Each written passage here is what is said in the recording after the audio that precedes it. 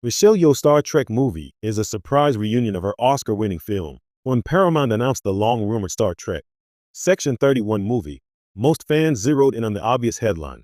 Michelle Yeoh was returning as the morally complex Philippa Georgiou. Yet buried in the casting notices and quiet production updates was an even juicier detail.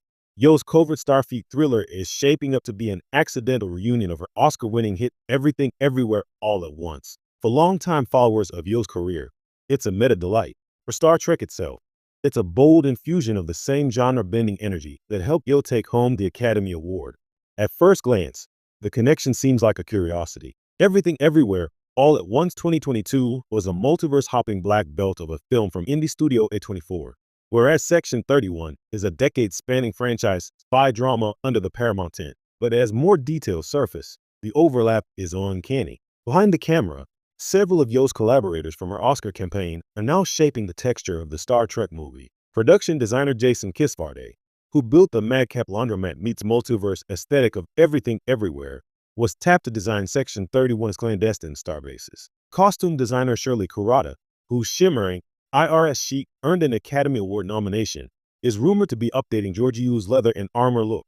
Even the stunt coordinator from Yeoh's A24 triumph, Timothy Hewlett, has reportedly signed on to stage the film's close-quarters fights. That's only behind the camera. On screen, at least two key actors from Yeoh's Oscar-winning ensemble are confirmed. Ke-Huy Quan, the heart of Everything Everywhere and winner of Best Supporting Actor, has been cast in a mysterious Starfleet scientist role. Stephanie Hsu, who played the film's chaotic multiverse villain Joy/Jobu Tupaki, is rumored to appear as a Section 31 operative with shifting loyalties. Whether or not these characters are connected is still under wraps, but the symbolism is irresistible.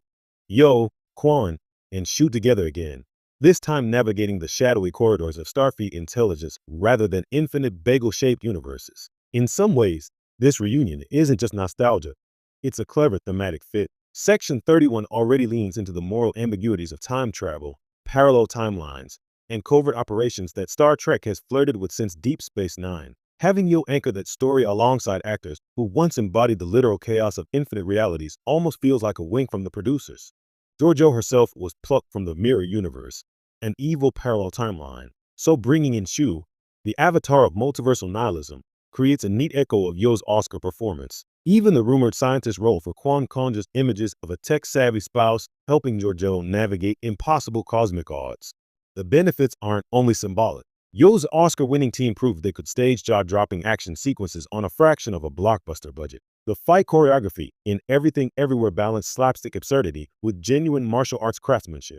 That same DNA could transform Section 31 from a standard spy thriller into something visually inventive, a Starfleet espionage tale with the kinetic pulse of a Hong Kong actioner and the surrealism of a multiverse comedy.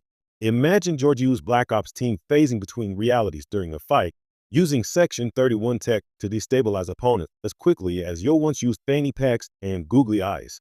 The parallels extend to tone. Everything Everywhere ultimately balanced absurd humor with sincere family drama. Section 31 has the chance to echo that mix.